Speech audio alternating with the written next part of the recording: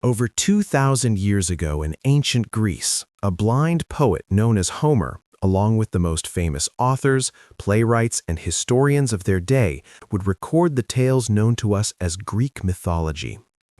They would speak of the great heroes of the land, the mighty gods of Olympus, and the mortal men and women who were unfortunate enough to get in their way. But who was Zeus, and why did he wage a war against his own father and send a great flood to wipe out humanity? How was mankind created by Prometheus, and why were the horrors of the world unleashed from Pandora's box? What awaited the souls of the dead in the realm of Hades, and how were monsters such as the Hydra, the Cyclops, and Medusa slain by famous heroes? From the 12 labors of Hercules to the Trojan War, this is the entire story of Greek mythology. In the beginning, there was only chaos, a great void of emptiness. But from the chaos sprung Gaia, earth, as well as Eros, love. They were then joined by night and day, who would put an end to the reign of Erebus, darkness, with the eternal cycle of dusk and dawn emerging. Lastly would come Tartarus, the deepest depths of the world, where condemned souls would be sent for punishment. But these would not be the only primordial beings to emerge, for Gaia would birth one more, Uranus, the sky. The two would then unite and produce 12 children, 6 sons and 6 daughters. These children would be known as the Titans. Among them was Oceanus, a great river that encircled the world. He would be joined by his brother Hyperion, the sun, who would ride his great chariot across the sky, shining light down upon the earth. But when day became night, his daughter Selene, the moon, would emerge, shining her light into the darkness. But Uranus was a cruel father to the Titans, locking his children deep within the earth. To escape, they would look to their mother Gaia, who fashioned an indestructible sickle that she gifted to her youngest and strongest son, Cronus. Cronus would patiently wait, and when Uranus next came to lie with his mother, he would jump out and slice off his father's genitals, which fell into the sea.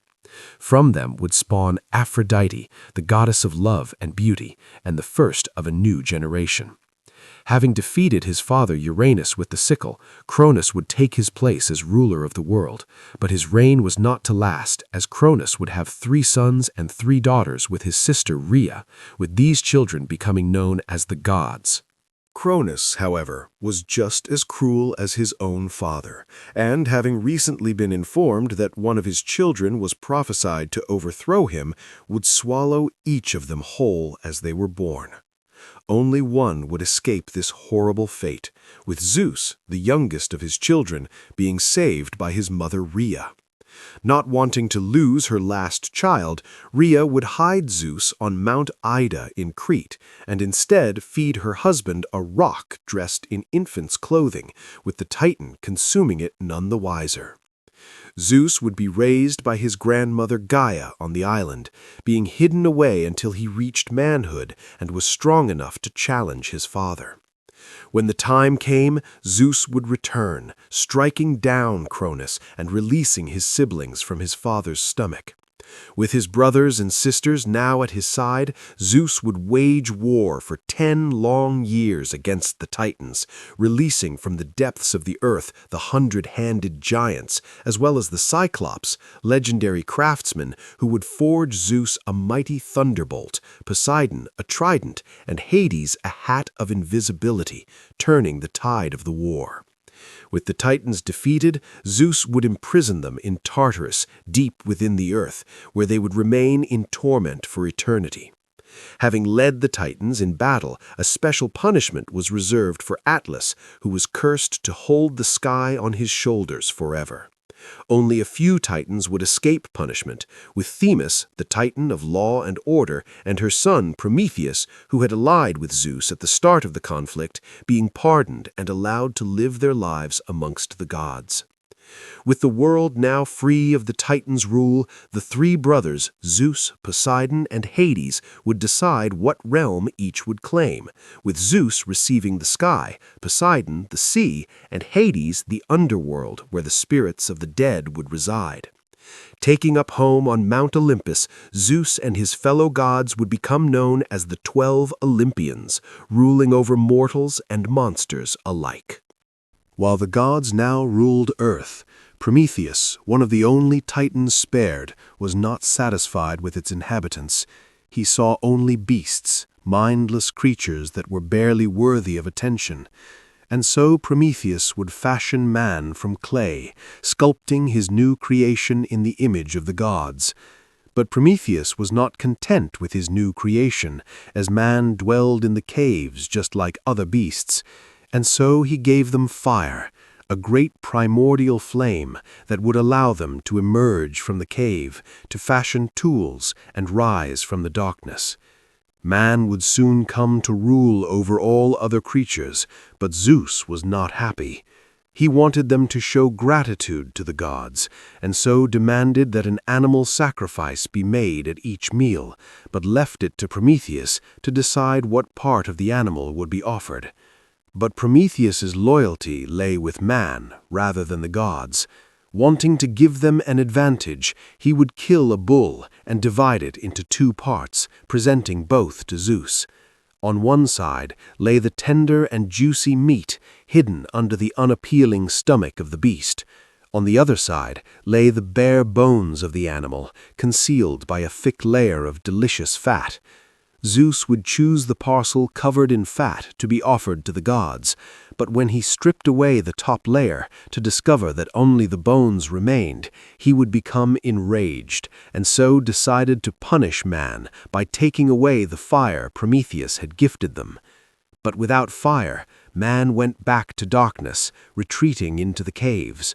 Wanting to save his creation, Prometheus would scale Mount Olympus to steal the fire of the gods. With his great torch in hand, he would return to Earth, gifting his creation fire and allowing civilization to start once again. When Zeus looked down to see fire on Earth yet again, he was furious, taking Prometheus and chaining him to the side of a mountain. Each day Prometheus would lay in torment as Zeus sent an eagle to feast on his liver. But as Prometheus was immortal, each night the liver would grow back, only to be consumed once again the following day. On and on the punishment would go, with his suffering continuing for millennia. But Zeus was not done and wished to punish humanity further, asking Hephaestus to craft a being capable of inflicting great suffering upon man. And so, taking up clay from the earth, Hephaestus would shape the first woman. From Aphrodite she gained her emotions and beauty, and from Zeus an insatiable curiosity. Hermes would give her the gift of speech, but also grant her her name, Pandora, meaning all gifts, as she had received an offering from each of the gods. Pandora was then given a final gift by the gods, a sealed box that she was told contained special gifts, but was forbidden from ever opening. Zeus would then instruct Hermes to deliver Pandora to Earth, where she would soon marry the Titan Epimetheus, the brother of Prometheus. Prometheus had advised his brother not to take anything from the gods, but he was so struck by Pandora's beauty that he accepted her without thought. For a time, the two would live happily together, exploring nature and having a daughter named Pyrrha who brought them great joy. But in all her curiosity, Pandora's mind would always wander back to the box. As days turned to weeks and weeks to months, her curiosity turned into a burning desire. Finally, she could resist no more, peeking into the box to see what was inside. But the moment she did, a great cloud filled the air. Out sprung all the evils Prometheus had kept away from man, with greed and envy, as well as old age and disease, all escaping into the world. By the time Pandora managed to close the lid, there was only one thing remaining inside: hope. It was to be Zeus's greatest punishment, for with hope, men would cling on to their lives through all adversity, ensuring they endured the hardships that now burdened them for the rest of time. And so ended the golden age of man, a perfect time where humanity lived without care or worry. Never growing old, they would live off the wild fruits of the land, enjoying all that nature had to offer. But with old age escaping from Pandora's box, their time on earth had come to an end. Next would come the age of silver, and then the age of bronze, where man would become arrogant, failing to worship the gods and forging weapons to wage war on each other. Vicious and cruel, man would draw the anger of Zeus, who was so appalled by man's lust for war, would decide that humanity deserved nothing more than to be completely wiped from the earth. The only feasible option he saw to do this was to unleash a great flood upon the world. And so he asked his brother Poseidon to gather all his strength and strike his trident upon the deepest depths of the ocean. The wave created was so powerful that it would eclipse the tallest mountains, crashing down upon the cities of man below. Rains would pour from the heavens, and winds would strike the water until it consumed all the eye could see. Those who survived would soon succumb to starvation until finally all dry land had disappeared. There would be only two survivors, Pyrrha, the daughter of Pandora, and Deucalion, the son of Prometheus. They had been forewarned by Prometheus that a great flood was coming, and so had built a ship to survive the coming destruction. Their little boat would survive the ravages of Poseidon's great storm, drifting alone in the vast oceans while they mourned for their fallen kin. They would soon drift towards Mount Parnassus, the peak of which remained the only place the oceans had not consumed. Believing his job was done, Zeus would command the rains to cease and for the waters to recede, with the earth becoming calm once again. But although the earth was now still, it was devoid of human life. Deucalion and Pyrrha would ask the gods how they could rebuild humanity, with the titan Themis being sent to answer their prayers. To bring back their fellow man, Themis instructed that they each travel along the mountain, throwing stones behind their backs as they went.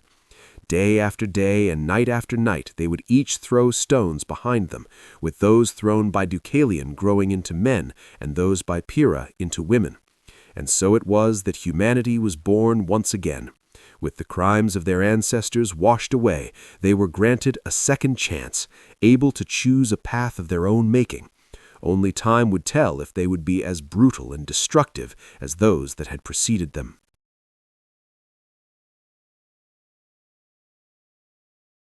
Hera, wife of Zeus and queen of the gods, was the protector of marriage and women, being deeply respected in Greek society. Although she was revered, she was also one of the most vengeful and spiteful gods on Mount Olympus, making her a poor match for her husband Zeus, whose numerous affairs would constantly draw her anger. Despite being his queen, Hera would only bear him 2 of the 12 Olympians, Ares and Hephaestus, with the other gods coming from Zeus's numerous affairs. One of Zeus's most insulting acts of infidelity would be with the princess Io, one of Hera's most devoted priestesses. When Hera came to investigate, in an attempt to protect Io from his wife, Zeus would transform her into a beautiful white cow. But the queen of the gods was not fooled by the deception, and knowing that she had caught Zeus red-handed, would demand that he give her the white cow as a present. Knowing that refusing the request would only confirm Hera's suspicions, Zeus saw little choice but to accept, with Hera locking Io in a cave where she would be guarded by the 100-eyed monster known as Argus. The perfect guardsman, Argus could sit with half his eyes asleep and the other half awake, never breaking his watch. Zeus was too terrified of Hera to intervene himself, but he would eventually send the messenger god Hermes to free the miserable Io. A master musician, Hermes decided to defeat Argus not through strength, but through wit. Approaching the monster as a friend, he began playing his pipes and singing sweet lullabies until Argus began to fall asleep. As the 100th eye finally shut, Hermes would take out his sword and slay the beast, before releasing Io from her prison. To thank Argus for his service, Hera would take his eyes and set them in the tail of the peacock, her favorite bird, which would become a symbol of her power. Not yet finished with Io, she would send a gadfly to torment her as she made her escape, almost driving the woman insane. Io wandered long and far, with the sea which she ran along being named the Ionian Sea in her honor. The Bosporus, which means Ford of the Cow, would also be named to commemorate the moment she passed by during her wanderings. Io would eventually arrive at the Nile in Egypt, far away from Hera, where Zeus would finally be able to restore her human form. The two would have a child, Epaphus, with Io becoming the ancestor to many of Greece's greatest heroes, including Perseus and Hercules. Leto, yet another of Zeus's lovers, would experience the full extent of Hera's jealous rage. After finding out Leto had laid with Zeus and fallen pregnant with twins, Hera would send the great serpent Python to torment her, forcing Leto to flee across Greece in a desperate search to find refuge and place to give birth to her children. But Hera would forbid any city from providing her with shelter, with Leto traveling from Athens to Crete, from Lemnos to Samos, with none willing to take her in for fear of upsetting the queen of the gods. Only the island of Delos was willing to offer Leto refuge, but she was still unable to deliver her children, as Hera, still scheming against her, had trapped Eileithyia, the goddess of childbirth, on Mount Olympus, preventing any births from taking place. After 9 days and nights of agonizing labor, the other goddesses would take pity on Leto, retrieving Eileithyia from Olympus and finally allowing her to give birth. Leto would name one child Apollo and the other Artemis, the god of archery and goddess of the hunt, who would grow up to become fully fledged gods of Olympus. Upon the birth of the twins, towns and cities across the known world would arrange great parties in their honor, with the city of Thebes hosting the greatest celebrations of all. Yet of all the city's inhabitants, one would not take part in the festivities: Queen Niobe, whose beauty was matched only by her arrogance. Boasting to all who would listen, Niobe mocked Leto for having just 2 children, arguing that as she had many more, 7 sons and 7 daughters, she should receive the honors instead. Upon hearing the insult, Hera was furious that a mortal queen would dare to disrespect her, and so sent Apollo and Artemis to the city of Thebes to enact her revenge. Raining down arrows from above, Apollo would kill each of her sons, and Artemis every daughter, with Niobe left alone in despair. Distraught at the loss of her children, Niobe would flee to her homeland of Sipylus, crying uncontrollably and begging the gods to put an end to her pain. Taking pity on the queen, Zeus would transform her into a great stone, forever ending her suffering. Located in western Turkey and known as the Weeping Rock, Niobe can still be seen grieving to this day, with tears flooding from her eyes wherever it rains as the water flows through the porous rock. Apollo, the youngest twin, was the god of archery, light, and music. He was also closely linked with prophecy, with him traveling to Mount Parnassus, where the great snake Python, which had chased his mother across the land, had made its home. Taking his revenge, he would slay the beast with countless shots from his golden bow, constructing a great temple where its body fell, a site that would become the home of the famous Oracle of Delphi. Known as the Pythia, the oracle would become one of the most influential figures in ancient Greece, where anyone from great kings to common farmers went for advice. Said to be the mouthpiece of Apollo, she would inhale the vapors rising from her chamber and go into a frenzied state, delivering the god's prophecies through her psychotic and demented chanting. Following his great victory over Python, a beast he had killed with over 1,000 arrows, Apollo was filled with pride, declaring himself the greatest archer to have ever lived. So proud was Apollo that when he saw Eros, the youthful god of love, holding his own bow instead of arrows, Apollo would laugh at the child, declaring that he was unfit to even wield such a weapon. Filled with rage, Eros would swear revenge against Apollo, promising to show him the full extent and true power of his bow. Following Apollo to the river Peneus, Eros would soon spot the river's daughter, the beautiful Daphne, sitting upon the shore. Taking aim with his bow, Eros would fire a gold-tipped arrow at Apollo, causing him to fall madly in love with her. Yet he would fire a second arrow at Daphne, one tipped with lead that would make her feel nothing but disgust at the sight of Apollo. And so, as the god of archery approached Daphne, overcome with desire, she would flee at the very sight of him, running through the forest in a desperate attempt to escape. Consumed by Eros' spell and longing to confess his love, Apollo would chase her through the woods, using his divine powers to quickly catch up and reach her. Terrified of the god, Daphne would cry out to her father, the river god Perseus, for help. He would answer her call, with her soon beginning to feel a great heaviness overcome her limbs. Slowing to a halt, her skin would turn to bark and her hair to leaves, until finally Daphne's transformation was complete. Where a young and beautiful woman had once stood was now the first laurel tree, with Apollo using his powers of eternal youth and immortality to make the laurel tree's leaves evergreen, ensuring they kept their color all year round. Mourning his lost love, Apollo would carry a laurel wreath wherever he went, making sure that Daphne was always close to his heart. Apollo's most important child would be Asclepius, a famous physician who was so skilled that he was able to bring the dead back to life. But this would draw the wrath of Hades, as these resurrections destroyed the balance of nature and deprived the underworld of new souls. To restore the natural order, Zeus would kill Asclepius with a thunderbolt, yet at the pleading of Apollo, Zeus would later resurrect him, with Asclepius becoming the god of healing and medicine. Asclepius would later father Hygeia, the goddess of cleanliness, from whom we derive the word hygiene. Goddess of the hunt and twin sister of Apollo, Artemis was a deadly archer, watching over hunters and ensuring that nature was kept in check. A goddess of the moon and one of 3 virgin goddesses, alongside Athena and Hestia, Artemis was quick to anger, protecting her chastity by any means possible. When the hunter Actaeon, a grandson of Cadmus, accidentally stumbled upon her as she lay bathing in the forest, the goddess was quick to punish him. Turning Actaeon into a deer, she would set his 50 hunting dogs upon him, with the hunter suffering a horrific and painful death for his mistake. Poseidon, brother of Zeus, ruled the seas from his magnificent palace beneath the waves.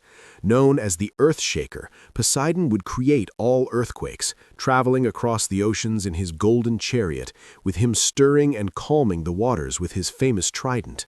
One of his harshest punishments would be inflicted upon Minos, the king of Crete.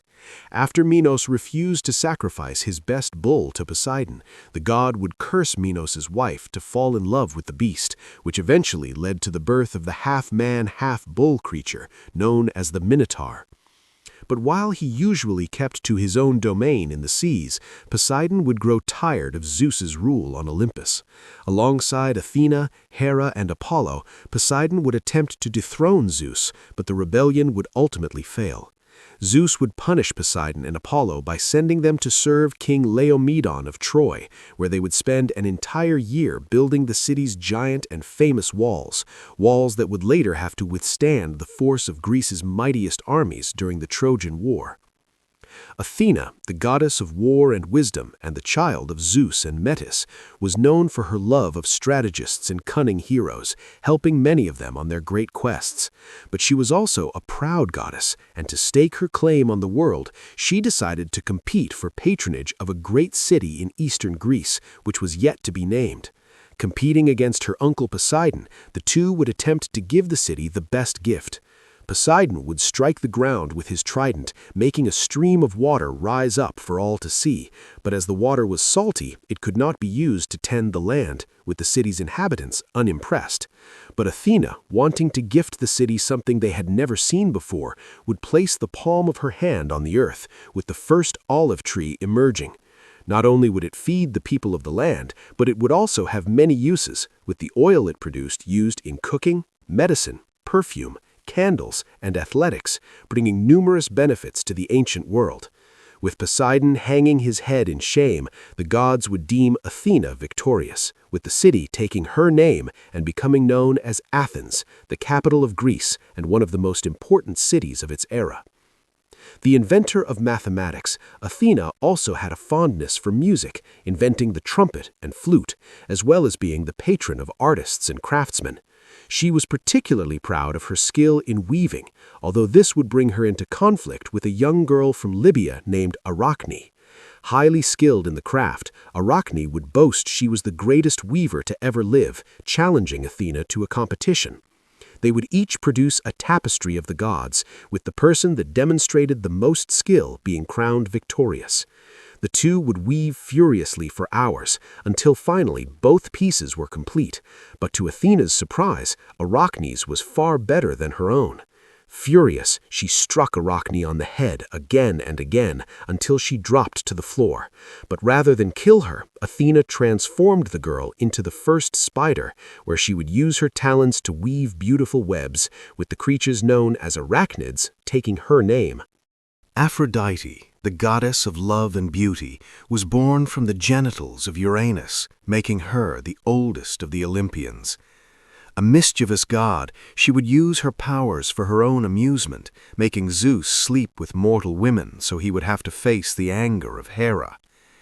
Responsible for sexual attraction in both mortals and the gods alike, she would often be accompanied by Eros, known to the Romans as Cupid, whose arrows could charm any creature, with the two striking love into the hearts of unsuspecting mortals across the world. For one man in particular, Eros shot many arrows into the hearts of potential lovers who found themselves attracted to a beautiful young man who went by the name of Narcissus. While he was blessed with great beauty, he was also burdened by vanity and arrogance, taking pleasure in cruelly rejecting the advances of the many women who pursued him. But soon he would cross paths with the nymph Echo. Cursed by Hera after she became the object of Zeus's affections, Echo was unable to use her voice except to copy the words of others. Echo had been in love with Narcissus for some time, but when she finally found the courage to approach him, all she could do was repeat what he said. Unamused, Narcissus would cruelly reject her too, and in doing so would crush her spirit. In her grief, she would slowly waste away until only her voice remained, a voice that can still be heard today as Echo repeats our words back to us. But Echo would not go unavenged, as Nemesis, the goddess of vengeance, had been watching. When Narcissus next bent down to drink from a lake, he would finally find the one he loved, yet it was not a woman, but instead his own reflection. Mesmerized, he stared deeply into his own eyes, unable to turn away. For weeks he stayed by the pool, gazing at his own reflection, until finally he could endure it no more. Realizing he would never be with anyone as beautiful as himself, he would take a dagger and plunge it into his heart. From where his blood touched the earth would bloom a beautiful flower, the first Narcissus, with the word narcissist stemming from his story. But while some, like Narcissus, would become lost in the depths of love, others would seek endlessly to find it. One such man, Pygmalion, was a great artist from the island of Cyprus. But after many years of unlucky love, he had given up on women entirely, resigning himself to a life of solitude and instead focusing all his attention into his art. Beginning work on a new statue, Pygmalion would labor day after day until the figure of a woman would begin to appear before him. Working harder than he ever had before, Pygmalion would spend hours chiseling the most intricate of details into his woman of stone, shaping her slender face and carving out each lock of hair, until finally his masterpiece was complete. As he stepped back to admire his work, Pygmalion was struck by the beauty of his creation. Never before had he seen a more perfect statue, nor even a real woman who could match what he saw before him. Spending hours holding the statue's stone hands and kissing its cold and lifeless lips, Pygmalion would grow ever sadder and more lonely as he realized that he would never find a woman he loved more than the one he had carved from stone. Spending night after night in the workshop, Pygmalion would pray to the gods to bless him with a woman as perfect as his statue. But as he prayed, the stone figure behind him would begin to transform. Its cold and lifeless hair would turn into long and flowing locks, while its gray and cracked skin would soften and become warm to the touch. Looking up in surprise, Pygmalion would be shocked to see a face smiling back at him, not one of stone, but one of flesh and blood. Always happy to help those seeking love, Aphrodite had answered his prayers, with the once lifeless statue introducing herself as Galatea, before stepping down from her pedestal and embracing Pygmalion with open arms, his years of loneliness and isolation finally over. But while Aphrodite took joy in helping young couples find love, she was also a vain and jealous goddess and would take revenge against those who stole the spotlight away from her. Such was the case with the Greek princess Psyche, a mortal woman who was so beautiful that it was said she surpassed the goddess of love herself. With men from every corner of the earth coming to gaze upon Psyche, they would soon forget about Aphrodite entirely, with her altars becoming neglected and her temples falling to ruin. Furious that none were paying her attention, Aphrodite would call upon her companion Eros, demanding that he use his powers to make Psyche fall in love with the most vile and despicable man on the face of the earth. But when Eros went to carry out her instructions, he too would be struck by Psyche's beauty, falling deeply in love, and for the first time refusing to follow Aphrodite's commands. However, as Eros would now refuse to strike any man with love for Psyche, she would grow sadder and more lonely as the years went on, before finally turning to the Oracle of Delphi for help. Following the oracle's instructions, Psyche would travel to a magnificent palace where it was said her husband would come to claim her. But upon arriving, the palace's servants would warn Psyche that her new husband was a secretive man and would only visit her in the dark of night, with her never allowed to ask for his identity nor seek to look upon his face. Overjoyed with her new life, Psyche would spend every day in the palace's beautiful gardens. But one day, Psyche would be overcome by her curiosity, taking an oil lamp and lighting it in the early hours of the morning. Looking down, she would be overcome with joy, as her husband was none other than Eros, the young, handsome god of love. However, in her excitement, Psyche would lose her grip on the lamp, with the hot oil falling down onto Eros's shoulder, causing the god to wake up in fright.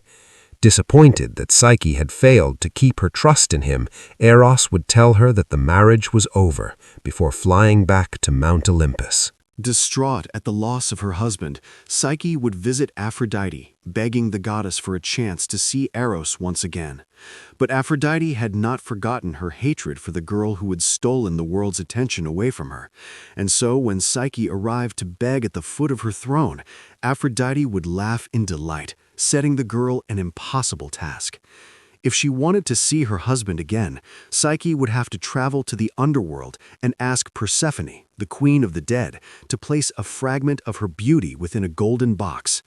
Traveling to the underworld, Psyche would come to the river Styx, and after paying Charon's fee, would be ferried across its dark and haunting waters. Arriving in the throne room of Hades and Persephone, Psyche would approach the queen of the dead, who was happy to give her assistance, placing a fragment of her beauty within the golden box. But as Psyche began the trip back to Olympus, she would become overwhelmed by curiosity once again, lifting up the lid of the golden box and taking a look at the fragment of Persephone's beauty contained within. But such things were not meant for mortal eyes, with Psyche falling to the ground and being enveloped by a dark and endless sleep. It was at this moment that Eros, moved by the lengths Psyche had gone to find him, would fly down to earth and use one of his arrows to save her from the grip of eternal sleep. Returning to Olympus, Zeus would arrange for them a great wedding celebration, where he would grant Psyche the gift of immortality. And so it was that Psyche, whose name means soul, would become a goddess. In her union with Eros, love and soul would now be forever linked, with their child, Hedone, the goddess of pleasure, bringing joy to mortals across the earth. The god of smithing and the son of Zeus and Hera, Hephaestus would have a difficult start to life. He was born lame, and so his mother Hera, after seeing the deformity, decided to throw him off Olympus into the sea to drown. Surviving the fall, Hephaestus would later return to the home of the gods and take his revenge, crafting a golden throne for Hera that would not allow her to stand back up once she sat upon it. It would only be through the intervention of Zeus that Hera would escape, with the king of the gods securing her release in exchange for gifting Hephaestus the goddess Aphrodite, the most beautiful Olympian, as his wife. Hephaestus would become a great inventor and fashioned many of the palaces on Olympus, as well as the equipment of the gods, with Athena's breastplate, Hermes' winged helmet and sandals, as well as Helios's chariot, all being crafted in his legendary forge. Some of his most famous work would be the bow and arrow of Eros, as well as the magnificent armor and shield of Achilles, with Hephaestus's creations aiding the greatest heroes of Greek mythology. To the Romans, he was known as Vulcan, the god of fire, who would forge his creations from a workshop beneath Sicily's Mount Etna, with it being said that the smoke and lava emitted by the volcano came from Vulcan's great forge beneath the surface. Ares, the god of war, delighted in battle and took pleasure in the slaughter of men and the sacking of towns. He was hated by mortals and gods alike as he represented unrestrained rage, cruelty, and bloodshed, with the gods playing tricks on him for their own amusement. Ares had a long-term affair with Aphrodite, the wife of Hephaestus, with the two sleeping together whenever her husband was away. When Hephaestus found out, he was furious and decided to forge an invisible net to hang over his bed. When Ares came to lie with Aphrodite again, the two would be trapped naked beneath the net, unable to move, with all the gods of Olympus called out to sea. Laughter would ring out throughout the heavens, with the humiliation only coming to an end when Poseidon took pity and decided to set them free. But Aphrodite was not the only lover of Ares, with him also having an affair with Eos, the goddess of the dawn, who would rise through the sky each morning to clear the path for her brother Helios, the sun, so that he could make his daily journey across the earth. But upon finding out about the affair, Aphrodite would jealously put a curse upon Eos, causing her to have an uncontrollable lust for the young mortal men of the world. And so one day, just as the morning hours were coming to an end, Eos would look down upon the earth, with her gaze settling upon the great city of Troy. For in the city was a young Trojan prince named Tithonus, so handsome that Eos was unable to look away. Descending to earth, Eos would introduce herself to the prince, with the two soon falling in love. At the end of each morning, when her duties were complete, Eos would travel down to Troy and meet with her beloved prince. But the more she grew to love him, the more she could not bear the thought of losing him to old age, or war, to starvation, or disease, or any of the other terrible ways mortal lives come to an end. And so, on her return to Mount Olympus, Eos would visit Zeus, begging him to make Tithonus immortal, a request he was happy to grant. But Eos had made one fatal mistake, as she had not asked for Tithonus to be given eternal youth. The two would live happily at first, but as the years went on and gray hairs began to appear on the prince's head, he would begin to realize the terrible fate that lay before him. By the time a century had passed, Tithonus would find himself crushed under the unbearable weight of age, his limbs no longer working and his mind having deteriorated. But as much as he wished for death, he knew it would never come. With sadness in her heart, Eos would take Tithonus's fragile body and lock it away in a grand chamber where he would be safe from the outside world. After years had passed and the prince had withered away until he was little more than bones, Eos would transform Tithonus into the first cicada, an insect known for its long lifespan and for making noise during the early hours of dawn when Eos carries out her duties in the sky above.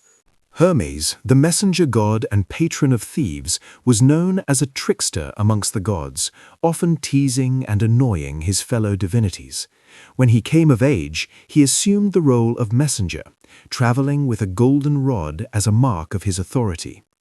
Aided by his winged helmet and sandals, he would use them to fly around and deliver messages, frequently traveling between Olympus and the underworld.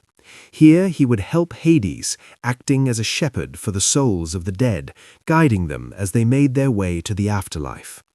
Like the other gods, Hermes was known to father many children with various women, but one of his sons, Pan, the god of nature and fertility, would be born with the features of a satyr, creatures that were part man and part goat. But when he was born, Pan's mother, a nymph named Dryope, was so horrified to see her newborn baby with a pair of horns, a full beard, and hooves, that she would run away screaming in terror at the very sight of him. However, Hermes would take his child up to Mount Olympus and introduce him to the rest of the gods, who were so intrigued by the boy's hideous appearance and charmed by his playful attitude that they would soon come to adore him. None would love him more than Dionysus, the god of wine and parties, who would give him the name Pan, meaning all, as he was beloved by all the gods of Olympus. But much like his father, Pan was known for his many affairs with nymphs, the nature deities that inhabited streams and forests across the world. But one nymph by the name of Syrinx would become the object of Pan's affections, with him pursuing her through the marshes where she lived. Terrified of the god, Syrinx would try desperately to escape him, transforming herself into a bed of water reeds when she neared the river's edge. When Pan finally reached the river, he would tear through the marsh, trying to uncover the terrified nymph. But as he did so, a strong breeze would blow through the reeds, producing a beautiful melody unlike any he had heard before.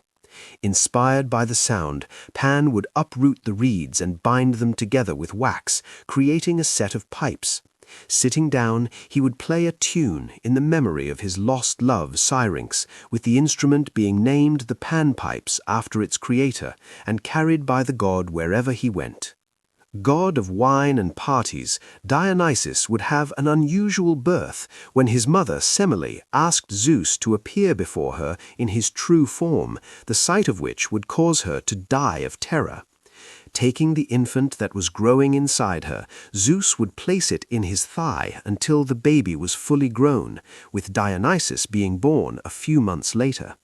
Becoming one of the most loved gods in Greece, Dionysus would be seen as a symbol of pleasure, with his followers engaging in mass drinking, crazed dancing, and love-making. Known as the Liberator, Dionysus would create a new drink called wine, which helped his followers stem their pain while also bringing them joy and euphoria. While he spent much of his time partying, Dionysus was also a generous god, willing to grant mortals their deepest desires. After saving a close friend of Dionysus, King Midas was granted a single wish in thanks. Obsessed with wealth and fortune, Midas asked for his deepest desire, the power to turn anything he touched into gold. Dionysus would grant Midas his wish, with him returning to his palace in joy, touching everything the eye could see. Soon the floors, walls, and even his clothes were gold, with Midas flaunting his wealth to guests from across the kingdom. After displaying his abilities for hours, Midas would become parched, ordering his servants to fetch him some water. However, as the liquid touched his lips, it too would turn to gold. Panicking, he would reach out across the table, but the bread, wine, meat, and fruit would all turn into the precious metal. Nothing he touched could be consumed. Cursing his gift, Midas would begin to cry, with the sound of his sobbing alerting his daughter, who came to console him. But as she touched his hand, her fingers would begin to stiffen. Soon her whole arm was gold, and before long all that remained was a statue of a little girl reaching out to comfort her father. Mourning for his lost child, Midas would return to Dionysus, begging him to revoke his gift. Pitying the man, Dionysus instructed him to bathe in the river Pactolus, with his golden touch being washed away in the water. Becoming a normal man once again, the story of King Midas would serve as a warning for those who would prioritize wealth above all else. One of the 12 Olympians and the sister of Zeus, Demeter was the goddess of farming, ensuring that the harvest was rich and the land remained fertile. Under her watch, the fields knew no decay, with the earth consumed in an endless spring. But there was one thing she prized above all else, her daughter, Persephone. However, Persephone had another admirer, with Hades taking a keen interest in her.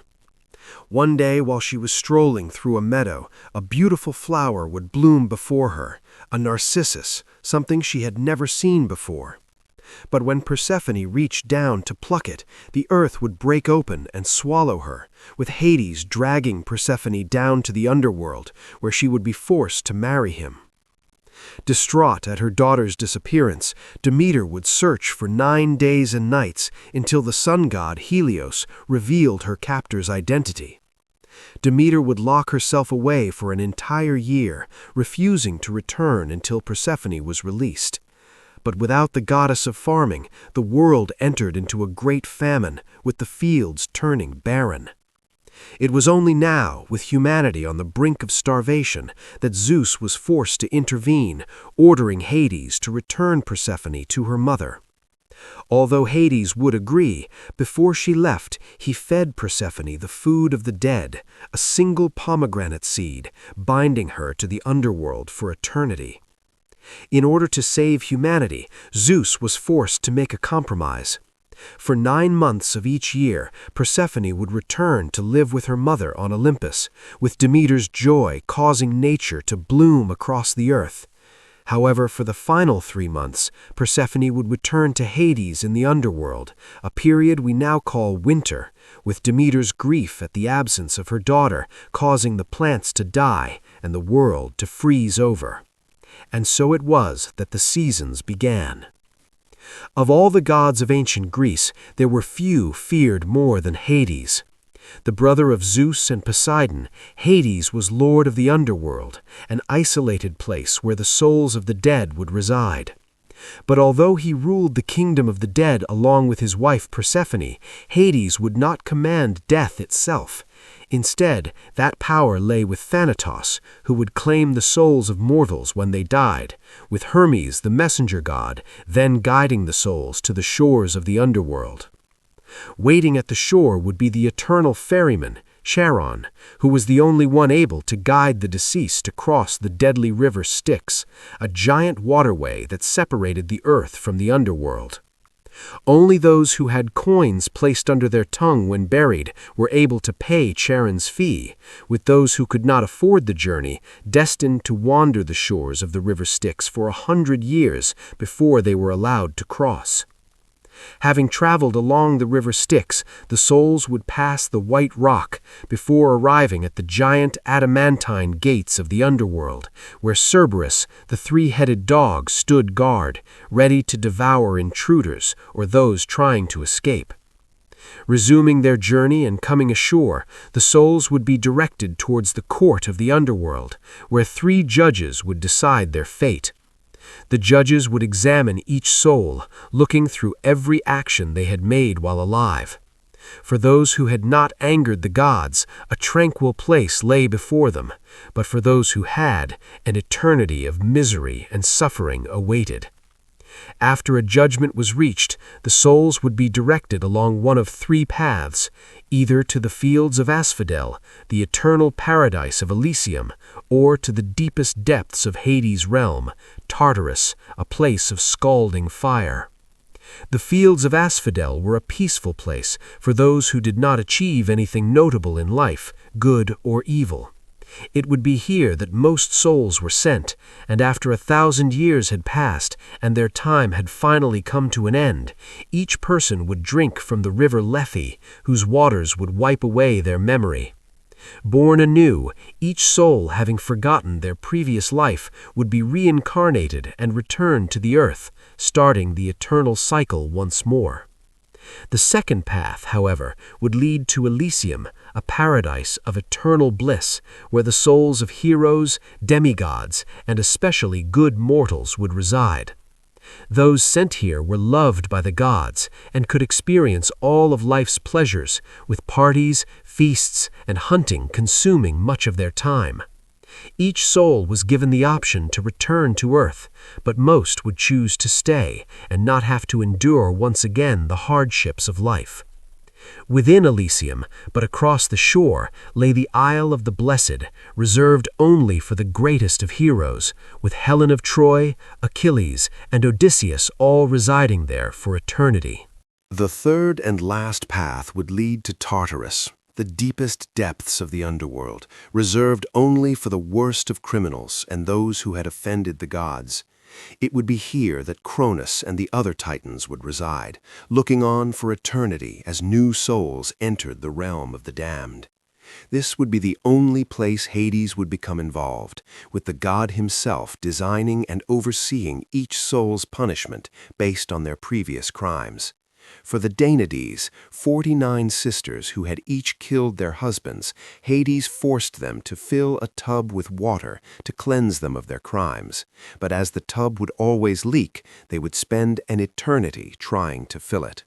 Ixion, the first man to murder a family member and who had grown lustful for Zeus's wife, would be bound to a wheel of fire that would spin for the rest of time. Whereas Tantalus, a man who had killed his son and stolen from Zeus, was cursed to eternal hunger and thirst. He would stand in a pool of water with the branches of a fruit tree hanging above him.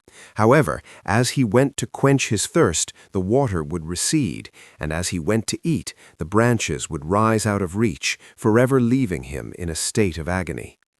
But of all the punishments, the most famous would be given to Sisyphus. Having cheated death multiple times, Sisyphus would pay the ultimate price for tricking the gods. Every day he was to roll a boulder up a steep hill, only to have it slip from his grasp as he neared the peak. Having to start over again and again, Sisyphus would suffer his punishment for the rest of time. Although Hades would have complete control over the underworld, his realm was so vast that he had to enlist the help of the Furies to carry out his punishments. But they would not only be confined to the realm of the dead. The murder of a family member was considered so terrible in Greek society that even those still alive could not escape Hades' wrath. They would be hunted down and tormented by the Furies, 3 sisters from the underworld, who would not stop until they had avenged the dead and driven their target insane.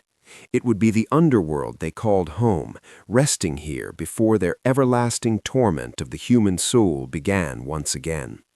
Traveling across the underworld would also lay the Fields of Mourning, a resting place for those who had spent their life pursuing love only to be rejected.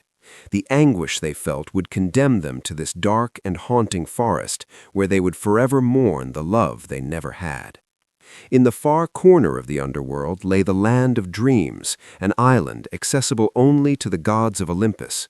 Ruling over the island would be Morpheus, the god of dreams, who each night, when all were asleep, would, alongside his 2 brothers, control the dreams of not only mortals, but the gods too, either granting them pleasant visions of the future or haunting them with the worst of nightmares.